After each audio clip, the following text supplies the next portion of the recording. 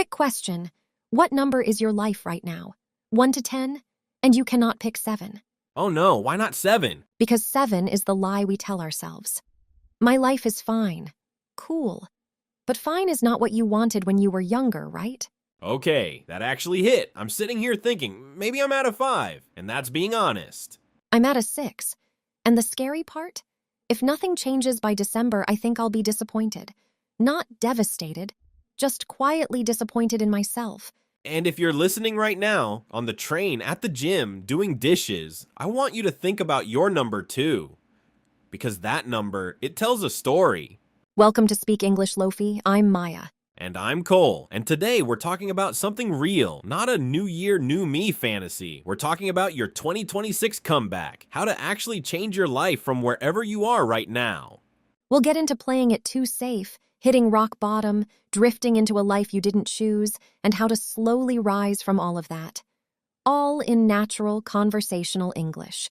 This episode is B2 to early C1 level, but if you're B1, stay with us. Your brain grows when it's a little challenged, and we'll explain the key vocabulary as we go. No stress. And at the end, we have a word tour.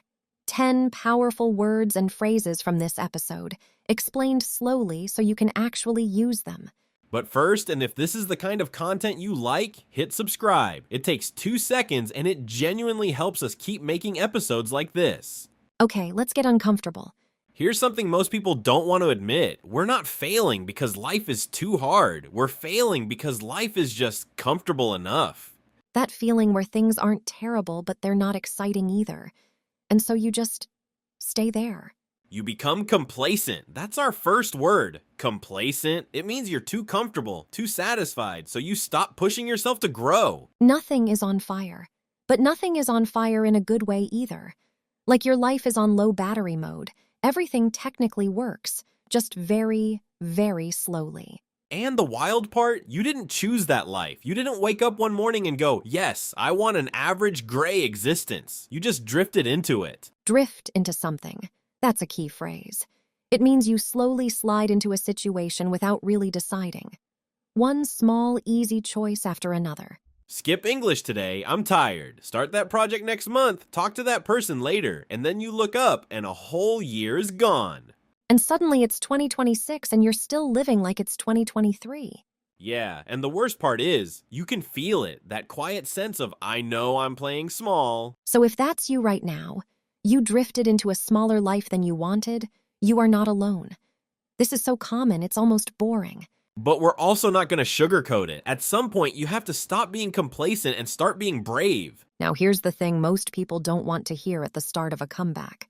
What's that? You are going to fail. Wow, thanks, Maya. Very motivating podcast. Love it here. I know, but hear me out. If you expect to fail sometimes, you stop being destroyed by it when it happens. You stop thinking, I'm broken, and start thinking, okay, this is just part of the process. Because the problem isn't that we fail. The problem is what we say to ourselves when we fail. Maybe last year you promised yourself you'd study English every day, and then you fell short of that goal. Fall short of something. That means you didn't reach the level or goal you set for yourself. You aimed for something and didn't get there. And that can really devastate you. Devastate, strong word. It means something hits you hard emotionally. You feel broken, crushed. Like, what's even the point? Maybe an exam result devastated you, or a job rejection, or just looking at yourself and thinking, I'm still the same person I was a year ago. And when you're in that pain, it's so easy to make a decision that ruins everything. Like, I'm not good enough, or I'll never change, or why would I even try again? But that's the dangerous moment. Not the failure itself, but what you decide it means. Failing one thing just means you failed one thing. The moment you decide it means I'm the kind of person who always fails, that decision is what actually damages your life. Okay, this is the part I want you to really pay attention to. Dreams are not enough. I love a vision board as much as anyone. Big dreams, big energy, but dreams without structure, they're like clouds. Beautiful, but they don't move anything. You can dream the new version of yourself every single night and still wake up as the old version every morning. So what actually works? Goals and consistency, which I know are not as exciting as a transformation montage, but it's real. One thing that actually helps is learning to anticipate your weak moments. Anticipate, and it means you expect something before it happens and you prepare for it. If you know that after work you're exhausted and your brain is done, anticipate that. Do your English in the morning, or do a shorter session in the evening instead of skipping it completely. If you know Sunday afternoon is your I hate everything window, plan something small, a walk, a voice note, 10 minutes of this podcast. Don't leave it open to the spiral. And the goals themselves, keep them small and real. Not, I will transform my English. Something like, I will listen to one episode 3 times this week, or I will write 5 sentences about my day tonight. Quiet, boring, consistent. That's what a comeback actually looks like from the inside. Because it feels so quiet, your brain starts lying to you. Nothing is changing. You're wasting your time. That's when fear and comparison walk in and they obscure your progress. Obscure means to hide something or make it less clear, like fog covering a road. Your progress is there, you just can't see it. That's why sometimes you need to look backward. Old voice messages, old writing, old recordings. And notice, your bad now is better than your good from 2 years ago. If you stayed consistent, you moved, even when it felt invisible. But hey, if you've been finding this useful so far, drop a like on this episode. It genuinely helps more people find us. Okay, let's go to the deep end. Because some of you aren't just a little behind. Some of you feel completely lost. Yeah, not I fell short of my goal, more like everything collapsed. That's what we call hitting rock bottom. It means you reach your absolute lowest point. Emotionally, practically, you feel like you can't go any further down. Maybe that was 2025 for you. Money, health, a relationship, your mental health, or honestly all of them at the same time hitting you at once. And if that's where you are or where you were, we're not going to tell you to just stay positive. That kind of advice at rock bottom actually hurts more. What you need at rock bottom isn't fake energy. You need a real way to claw your way back. Claw your way back. This is such a good phrase. It means you return to something better slowly, with serious effort, like climbing out of a deep hole with your hands. It's not graceful. It's not aesthetic. It's just real. And the steps look tiny from the outside. Sending one email you've been scared of, going to one appointment you've been avoiding, studying for 10 minutes when your brain wants to sleep. Telling one friend, I'm not okay. Cleaning your room when your mind feels like chaos. Starting one conversation in English even though you're terrified of making a mistake. These things look small from the outside, but from the inside, they're enormous. And when you're at rock bottom, you also find out who actually cares. Not the people who like your highlight reel, the ones who answer your message when it's late and you don't sound okay. Those people exist, and you might need to let them in. So if you're at that low place right now, please don't believe the lie that this is your permanent address. It's not your home. It's a station on the way somewhere else. There's one more thing that helps more than goals or motivation, and it's something people don't talk about enough. Purpose. Knowing that your life isn't just about you. When you only live for your own comfort, every small problem feels huge. You become really fragile. But when you start living for something bigger, even a little, your pain changes shape. Maybe your bigger thing is your family. Maybe it's your students. Maybe it's the younger version of yourself, the kid who needed someone like you and didn't have them. Or maybe it's someone on the internet who reads your comment and feels less alone. We see it in our community all the time. Someone writes, I was terrified to comment, but I did it anyway.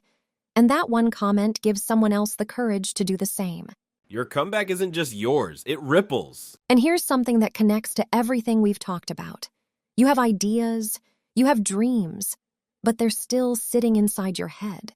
The idea graveyard. That's dark, but it's true. All your ideas sitting in a waiting room in your brain. Excuse me, is it my turn yet?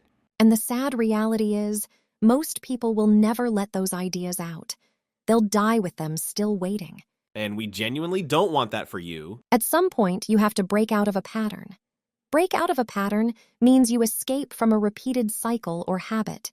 You stop doing the same loop. Maybe your pattern is big idea, huge excitement, no plan, no action, guilt. Very popular cycle. Or wait for the perfect moment. Wait for the perfect moment. Oh, the year is finished. Or I'll start when my English is better, but your English doesn't get better because you never start. What would it look like if you broke out of that pattern this year? Even one small, real thing. You send your CV to 2 companies. You join one conversation group. You write one page of the book that's been living in your head for 5 years. Even if no one reads it yet, it's not in the waiting room anymore. It's in the world. That's all a comeback is. Not a dramatic movie moment. Just a series of quiet decisions where you finally say, I'm tired of this pattern, and you do one thing differently. And when you do that, you'll still make mistakes. You'll still fall. But here's what matters. The direction you fall. Most people fall and then fall backward into their old story. See? I failed again. I knew I couldn't do it. Back to the small, safe life. But there's another option. You can fall forward. When you fall forward, you still hit the ground. You still feel it, but you land a little closer to where you want to be. You learn something. Maybe you try speaking more English at work and you make a mistake. You feel embarrassed. You can fall back into silence, or you can fall forward and think, okay, now I understand how that actually works. Maybe you launch something and it doesn't work. You can call yourself a failure, or you can say, I just found another way that doesn't work. Next time I change this and this. And if you keep falling forward, again and again, something beautiful starts to happen. You rise from the ashes. Rise from the ashes, like the phoenix, the mythical bird that burns completely and then is reborn from the fire. It means you become strong again after everything looked destroyed. Maybe your old version burned in 2025. Your old plans, your old identity, your old sense of who you were. That was painful.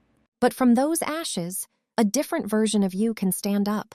Someone who doesn't drift, who knows they'll fall short sometimes, but also knows how to claw their way back. Someone who anticipates the hard moments, who doesn't let fear obscure their progress, who breaks out of patterns and keeps moving anyway. Your 2026 comeback doesn't need to look perfect online.